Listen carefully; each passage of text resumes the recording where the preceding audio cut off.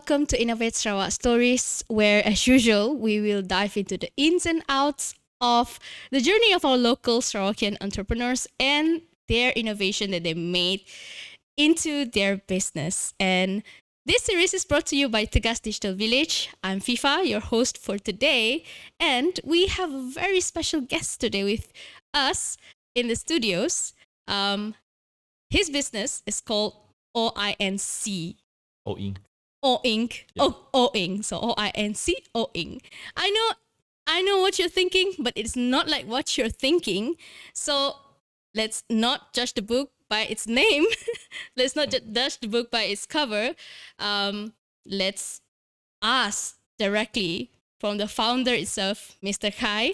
Hello, Mr. Khai. Oh, hi, Aviva. So, Hi. hi, everybody. How are you today? I'm good. Yeah, I'm good. Yeah. My name is Khai. So, I'm from Sibu, Sarawak, Yeah. and I'm from OINC, Sdn Bhd. OINC. And we plant mushroom in shipping containers. Plant mushroom, right? Yeah, we plant mushroom in shipping containers. It's not like what you think. They are planting mushroom in plant container. You mean Shipping containers. shipping container? Yeah, those like 20 feet, 40 feet. Yeah, we plant in okay. 20 feet shipping containers. Nice. That's something new. Like I've never known that like mushroom can be planted in like a big shipping container. That's kind of like innovation over there. So okay, let's just introduce yourself, a little bit of your background, and actually how you brought OINC into life. My background is more of a biological one. So Okay. I always like to tinker and like to design and build things. I'm more like engineer person. So I did my PhD in synthetic biology in UCL London. And earlier in my career, I do some cancer research. And after that, the company is spun off into a company and then go IPO. Then I exit. And then I went to China. So I go there, build GMP plants for 2 years. And then after that, back to Malaysia finally. So I like Malaysia most. And then in Malaysia, I mostly do prototyping industry. I do programming. I do IT consulting. And now I finally want to put them all together. And I see. I'm OINC doing mushroom farming. Doing mushroom. So it is not just only mushroom. It is actually an integrations of like IT systems. Yeah. The thing we want to build is not like simple mushroom farming. So if you want to do simple mushroom farming, just normal farming should do. But what we want to do, we want to build an app. We want to use IoT to monitor the mushroom farm. We want to build it into a shipping containers. It requires software. It requires IoT, electronics knowledge, and most importantly, the synthetic biology knowledge to know how to improve the mushroom. So it's like collective of quite a lot of high-end skills. High-end required, skills. Oh, that's great. So, okay. So, what led you to focus on mushroom out of other many things out there? Why mushroom? And the way how it cultivated, and how do you see OINC contributing to the agricultural landscape in Sarawak specifically? I'm born and raised in Sarawak, so I felt it firsthand when in like mid 2023 and early 2024. I think there are few more episodes before in earlier years where we don't have meat, we don't have egg. Sometimes like serious shortage, and the price just rise, and then the livelihood of everybody in Sarawak is just got affected. So you cannot eat meat, just eat eggs every day. So there is such a period of time in Sibu lah.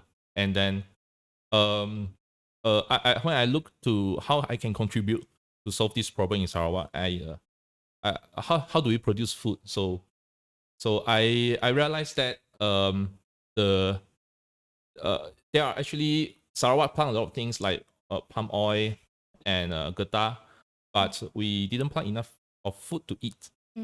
So we have a 60% reliance on imported food. So if cargo ship stuck somewhere, got disease, we just cannot eat anything. So that is really dangerous. We don't have food sovereignty, as we say. So I want to bring back this food sovereignty to Sarawak so that when something, the imported food got problems, cannot come in or raise price, we can still sustain. So that is really important. So A mushroom is a very unique thing. So it's quite new actually. So farming mushroom has always been happening in Thailand, and later it spread to Kelantan. So it's not new, but mushroom itself getting more and more popular nowadays because mushroom is a very good protein replacement for meat. So if you don't have meat is very expensive to cultivate. Yeah. So if you eat mushroom instead, so you don't have to rely on the imported meat and eggs, for example. So it's give the alternative to the people. And mushroom is easier to cultivate. It doesn't need sunlight. You just prepare it and then it will grow. Like the humidity, Yes. like the area has to be like, it doesn't necessarily has to like has direct sunlight, but it has to be like a correct temperature and humidity only. Yes, yeah. So you just control the environment. It doesn't need sunlight. So if it doesn't need sunlight, meaning we can stack. So we can stuff the mushroom in one space, like shipping containers, and then you control the environment really well, keep it clean, and then you can stack like 2 to 6 floors of shipping containers. It's really innovative to solve the problem of food in densely populated area. Yeah, in densely populated area, we don't have space to put a huge plot of farm, right? I see. So, but if we do it this way, we can produce enough food for a densely populated area. How about the mushroom? Do they have the same amount of nutritions that in meat, or They are slightly less, but their protein is complete. So all the essential and non-essential amino acids, the whole set is there. If a vegetarian have been eating mushrooms as their meat supplement, so they don't eat meat, so they eat mushroom. They're completely healthy, very well. Actually, you can say it's better because don't have cholesterol and all the. Oh yeah. That like if you have like diabetes, cholesterol, darah tinggi. high blood pressure, you have the tree high everything. So a mushroom, go for it.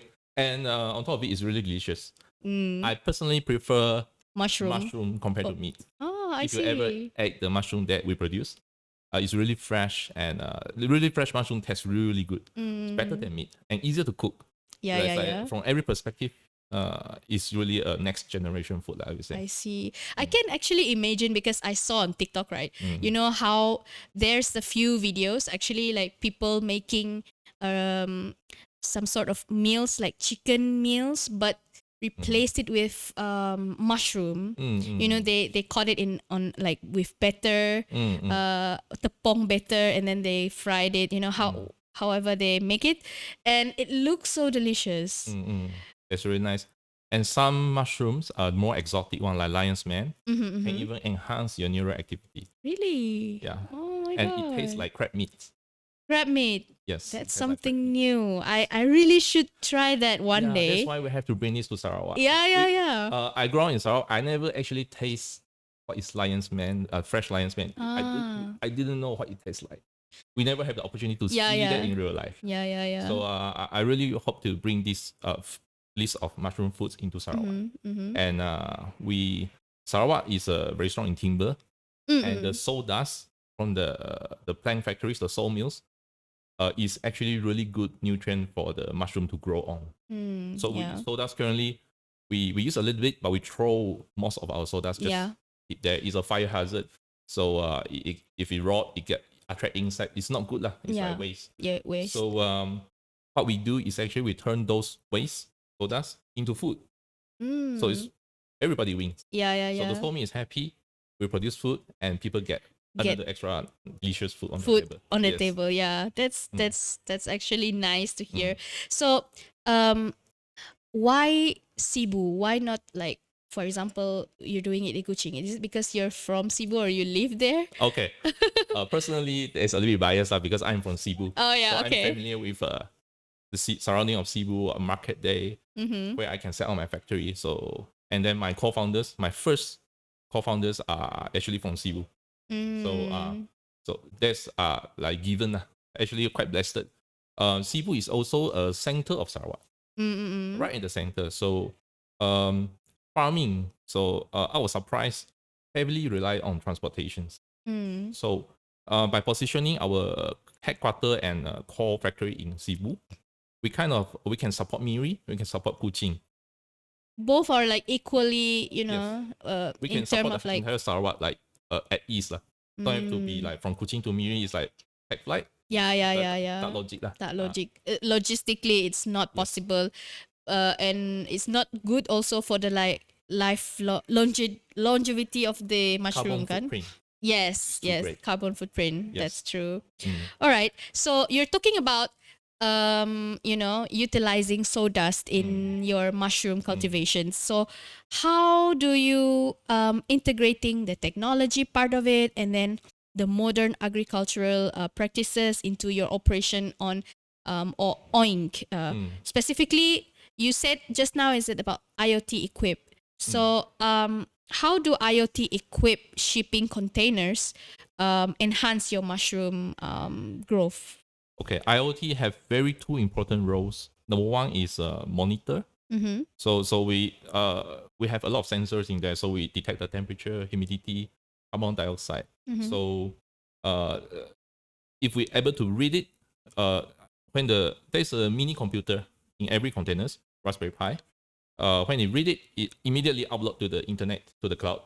So there is a digital twin on the cloud of our containers. That digital twin immediately duplicate to our apps. So everybody have access to that container. Will know live data, the temperature and humidity and carbon dioxide in the container right now. So and then second point is to regulate it. So we install like humidifiers, we install like sprays, we install like lights, exhaust fans. So it's a very smart containers where you give it a value, it will try to keep it there. So it's like a little greenhouse but much more advanced. I see. Yeah, number three is actually another point is the main reason why we use shipping containers, because a highly modified shipping containers that can separate the outside from the inside. So you don't waste energy, you don't waste water. So it insulates the mushrooms from the harsh weathers. Very hot lah. Got banju lah right now. And most importantly, the pests. Got like random insects eating your mushroom. You don't want that. So by insulating it really well, right now we don't even need pesticide. Really? Yeah, we just. So it's safe from like pesticides, yes, which is like there's no pest inside, just only mushroom. Yeah. There's no pest, then there's no need to use pesticide. Yes. So if you do it really well, like what we did, you don't even need pesticide because everything is secluded. It's insulated good enough. In the shipping container. In the shipping containers. Yes. That's good. Okay. So So we're talking about, of course, when you developing this until you see the successfulness in, you successfully control the environment, there's no pest and everything, there has to be like some challenges that you face while you're developing the system, right? Yeah. So what are the major challenges that you faced, and how do you overcome it? How did you overcome it? We in the very beginning we struggled a lot with inconsistent yield. So inconsistent yield. Yeah, inconsistent yield. So the mushroom sometimes produce a lot, sometimes produce not enough. And also another problem is we have the renovation costs for shipping containers are too high. So and then another one is we have technical difficulties in producing mushroom spawns. So like the mushroom need to come out from the bag. So that bag is called mushroom spawn. Yeah. So we have difficulty in producing enough quantity of it. I see. Yeah, of the sawdust. So but actually we solve it just by experience. Okay. Over time. We get better and better, and we get more knowledge. We learn a lot, and they just get solved. They just solve. Just solved by experience, I would say. And then we solve the problem of the mushroom yield by seriously upgrading our IoTs. Yeah, we are like fourth or fifth generation already. So we keep iterating. We keep what is not good enough. We improve it. We improve it.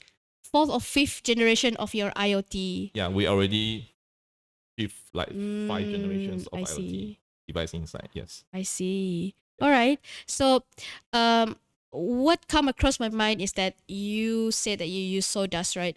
So, do you have like, did you get this sawdust from the local timber kind of company, or how do you source your sawdust? Like, yeah, Sibu have a lot of sawmills. yeah, Like sawmills. everywhere in Sarawak, actually. Yeah. Sarawak is full of sawmills. Yeah. And especially the Kapit and Sibu. Mm-hmm. Sibu is have a lot of sawmill because Sibu have a Rajang River now. So they move the logs there. So sawmill is naturally a lot in Sibu. And we just asked. Oh, you just asked the sawmill. Yeah, for them it's a waste. Ah, okay. They will get penalty as a fire hazard. They don't know how to dispose it properly. They just, how do you dispose the sawdust properly? I don't know. Like, There's no way. To dispose it properly, Actually, yes. if say if a sawmill, this sawmill company just throw the sawdust onto the river, it is gonna be like, Oh, no, not on the river, but usually they just put a huge sheet somewhere, like okay. at the backyard of At their the factory. backyard. But that is a fire hazard. And Fire inside got like little mites. They will have little insects. They grow, and then sometimes like wild mushroom grow on top of it. So it's like wild jungle there lah. So it's not very good. So we actually take care of the problem for them. They're happily like, send us the okay, sawdust, I'll yes. give you the sawdust. Yes, you know? yes. They pack it for us lah, with for a little fee. They pack it well for us, and we just go and take it. Oh, okay. Yeah. So you actually have reduced the cost over there, because you know how other farming farmers, they actually has to buy the medium to grow. Yeah. We literally use waste to produce food. Yeah, you literally have Everybody the happy. free medium for you to grow mushroom. Okay, that's quite, like, it's something fresh to hear. It's a very intelligent move as well. It's a unique opportunity to Sarawak. Yeah, to Sarawak. yeah. And I think Sabah will have this opportunity too. Sabah also have a lot of loggings, and in West Malaysia, a lot of people plant mushrooms, so it's Yeah. quite well utilized. But Sarawak is seriously underutilized. It's like 300,000 tons of sawdust every year. 300 tons. 300,000 tons. It's not 300 tons, but it's 300,000 tons per year. Yeah, just of leave it like that. sawdust. Yeah. Oh my god. Okay. Yeah, so seriously underutilized. All right. We should utilize it. Yeah. And I'm glad that you are the one that utilizing it, especially in Sibu, where there's many sawmills out there that are not, like. We still have to expand. We still haven't used enough. Yeah. We still have to produce more mushroom out of it. So right now we vigorously trying to increase in repeat what we are doing. That's great. So, okay. We're talking about the sawmill. They don't have to worry about the waste anymore, and then you got the opportunity to do something with the sawdust. It's like a chain cycle. So sustainability, we're talking about sustainability. It's a key concern in agriculture today. And how does OINC incorporate sustainable practices into your operations, and what innovative approaches are you implementing to utilize, excess sawdust, other from what you've told us just now? Okay. From ESG wise, first of all, eating mushroom is already environmental friendly, because if you want to compare 1 kilogram of chicken meat use 4,000 liters of water to produce. 1 kilogram of mushroom. 1 kilogram. Okay. Of mushroom, same weight, only use 5 liters. Oh. 4,000 versus 5. Okay. So that is incredible comparison. So they are both protein. Mushroom is complete protein. Chicken meat also complete protein. So eating mushroom alone is already a ESG move. So on top of that, we like I said just now, because mushroom doesn't need sunlight, we stack heavily. So our production site is very dense. So by doing that, we reduce the clearing. So usually when you want to, let's say you want to raise some cows, sheep, chicken, you have to clear a huge 10 area hectares of land. Yeah. So that is devastating. So we already, our rainforest is reducing in a lot, and we shouldn't be doing those again. So in farming mushroom, we can pack them. So we stack them. It's very dense. and we don't need to clear land. So that is another one. And another one is that it's most important USP of our business actually. So our strategy to actually locate our mushroom fruiting sites in a densely populated area, because this is not normal for farm, because usually farm because you need a huge land, you need to find cheap huge land. Yeah. So you go rural and then clear a piece of land, and then you build a huge farm there, produce a lot of product, and then you ship to everywhere with lorry, cargo, and whatever, export it. So if you think about it, it doesn't make sense. Mushroom in Sarawak, especially, what we eat is mostly shipped from China. So you kind of from China's farm, you take a lorry to the port, you load it to the cargo. Cargo travels like 1,000 kilometers to Sarawak. Yeah. It unload and then load the lorry it to distributor, to another distributor, and then to supermarket, and then to your home. There's a lot of layers. Yeah. So the amount of petrol it burns is almost like over your mushroom already. So it doesn't make sense. Yeah. So our approach is to put the farm to your doorstep. So you literally have the farm in front of your house. So you have the cheapest and most importantly, you have the freshest mushroom. Mushroom can only be kept in the fridge for 1 week. Yeah. So if you like that transport here and there, It so will unless be- you add something, it won't last. Yeah, it will last. Yeah. So yeah. So our stronger strategy is actually what we did here is we bring the farm to your doorstep. So do you plan to so you have this mushroom shipping containers. Do you plan to, commercialize your mushroom operations to maybe for people who wants to do it at home, maybe in a small scale? Do you have that kind of plan? Yes. That is a very smart idea. And actually it's not new. I met some pioneers in mushroom farming. They also have similar ideas, and actually we are already kind of doing it. You can find mushrooms, seed and spawns on Shopee actually. Oh, your Yeah, right Shopee? No, not our Shopee. Shopee. It's everywhere. Basically. Yeah, Okay. you can buy it in Shopee anyway. Yeah. So, but in my opinion, it doesn't work well because if you farm at home, you cannot control. So there are random things, and when you go travel for 1 week, come back, all die already. Yeah. So it still needs certain level of regulations and to treat it well enough so that it produce high return from what you invest. So what we actually propose, and actually is our biggest business idea, is to let public own the container farms. Oh, okay. Yes, rather than you bring back the bongkan to your home, find somewhere, and then keep it like that. How about you purchase a container farm, invest a container farm in our site. Okay. In that way, you are helping us too, because you help us to bring the model up. So farming is only efficient. It's more efficient when it's like a lot of people doing it. Yeah. It's a huge scale. So if we are doing all together, like crowdsourced, we actually the farm that you invest in will produce a lot of mushrooms, and then we help you to manage the farm. We help you to sell the mushrooms. Okay. And then you get the net profit. I see. And you can look at the data, every little data in your apps, just like we are doing. So we want to open this to public really soon. Oh, hopefully okay. next year early. I see. So it means that I can buy a shipping container through you, and then you will manage everything. Yeah, No? you can own a container farm. Own a container. Okay. Yes. And then your team will do. Yeah, we will do everything. Yeah. All right. That's a good idea. Of course, actually. you have to have decision making. Yeah. Oh, I like Miri. I want kucing. I don't want Miri. So those are high level decision making is from the owner. I see. Okay.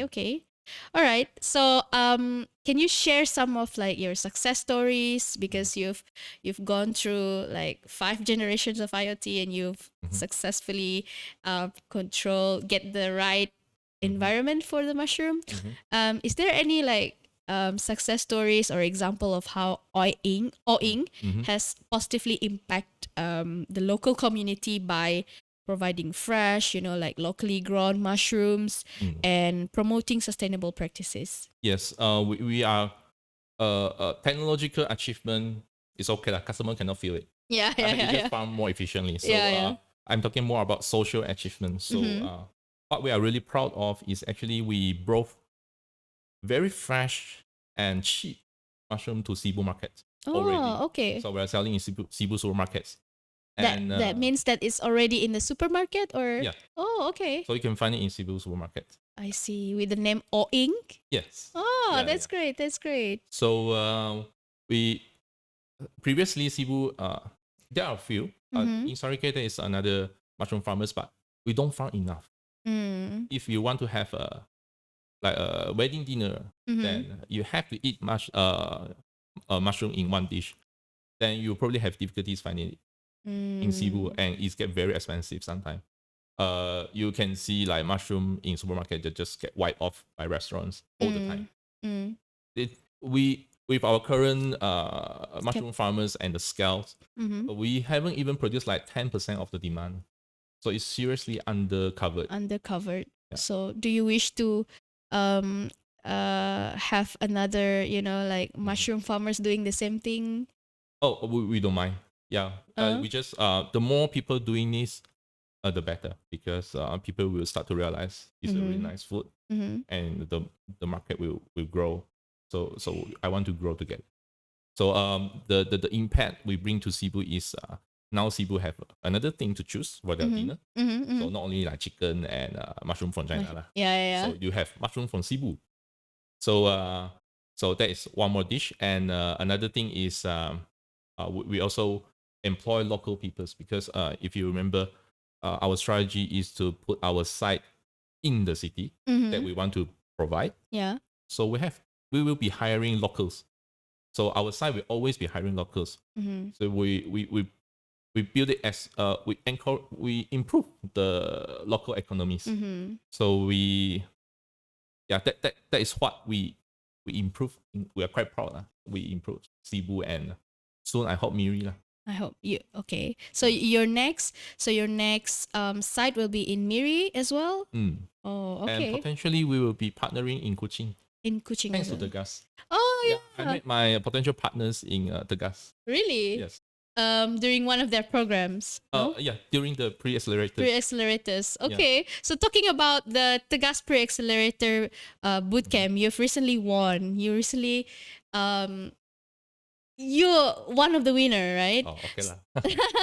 So what were some of the key lessons that you have learned from this program, and how have they influenced your business approach in OINC? Yeah, I'm really glad that I see finally Sarawak is like rising. So it's quite rare for startup events to happen before, but nowadays we have Tegas, and I'm very, very happy.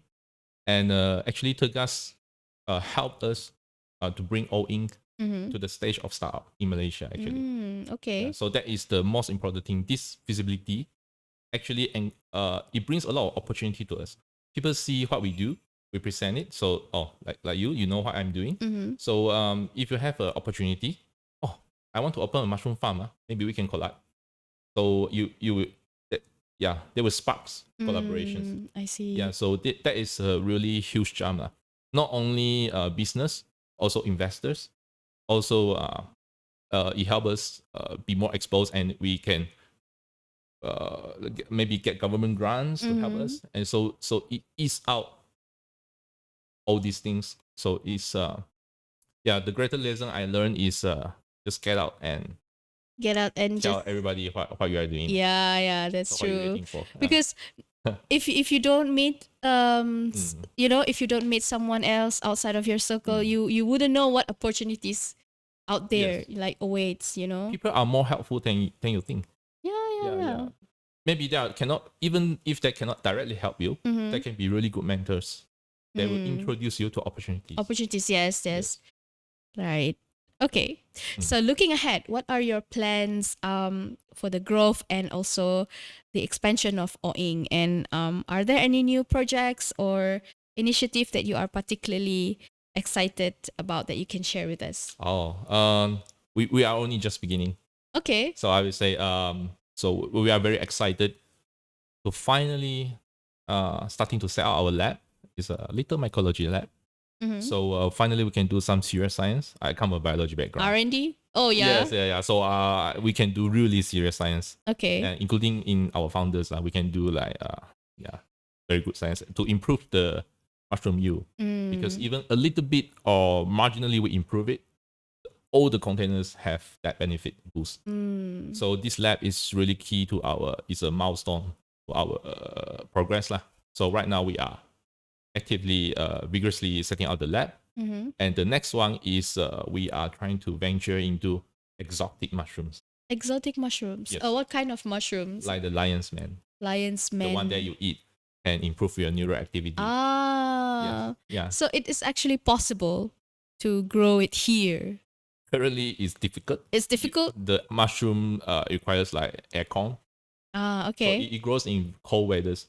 So we need to improve our container farm a lot. We need to equip with aircon, even more IoTs. And we also need to, biologically, we need to use the lab to find the appropriate, the suitable strain of a lion's mane to cultivate. So all this, there's a lot of effort. So right now, this is one of our greatest things to want to achieve lah. So ability to culture a much higher value, and exotic and delicious mushroom. And in the end, what we want to do is we bring it to Sarawak. So everybody have another mushroom. Another mushroom. Which is really nice to eat. All right. Yeah. So last but not least, what are your hopes for your business and also your mushroom how do we say that, your business and also food, food sovereignty in Sarawak? Yeah. In a longer visions, 2-3 years maybe, hopefully, I actually want to duplicate this across Malaysia. Across Malaysia, okay. And even outside of Malaysia. So go internationals, because I think a lot of places have similar food sovereignty issues, especially recently in the news. Yeah. Even China itself have a logistic issue, and then Shanghai is starving to death. Yeah. So because we are too globalized and we too rely on the global shipping containers coming in with all the food. So we too relying on trade. We forgot how to produce, how important it is to produce food ourselves sometimes. So I want to bring this business to other countries, like especially like highly densely populated area like Singapore, Dubai. It's hard to produce food. Yeah, so if we manage to go there, it will be huge. All right. So I think that's all for our Innovate Sarawak stories for today. I really enjoy the conversation with Mr. Khai, because thank you. I've got so many insights about mushrooms, how mushrooms can actually replace proteins, meats, chicken, and everything that we usually eat, and it has the same amount of almost the same amount of protein, and also tastes great too. And I am also we've learned about how your mushroom that are grown in the shipping containers has set the bars for mushroom farmers out there, where you can actually utilize IoTs in your technology and make a very vast kind of productions of mushrooms. Thank you so much for coming here today with us at Innovate Sarawak Stories. I hope your business, will be much more flourish, and I hope you can also like bring more mushrooms to Sarawak. Bring more mushroom to Sarawak and Malaysia. Yeah, even the world. Yeah, even the world. That's not impossible. That's not impossible. So. All right. So for our viewers, thank you for tuning in to Innovate Sarawak Stories today. I hope you all get a lot of insights, a lot of like meaningful, kind of like how do we say, content from Mr. Khai itself. Thank you. And if you want to know more about the GAS program, like the GAS Pre-Accelerator Bootcamp that Mr. Khai has joined, you can head on to their social media. They're on Instagram and also Facebook. Just search the GAS Digital Village and Innovation Hub. And remember, innovation happens anywhere around us. We just have to find and to know where to look at. And you're exactly at the right place here at Innovat Sarawak Stories. All right. I think that's all for today. Okay. Thank you very Thank you, much, Avila. Mr. Khai, Thank you, and everybody. Mhm. see ya.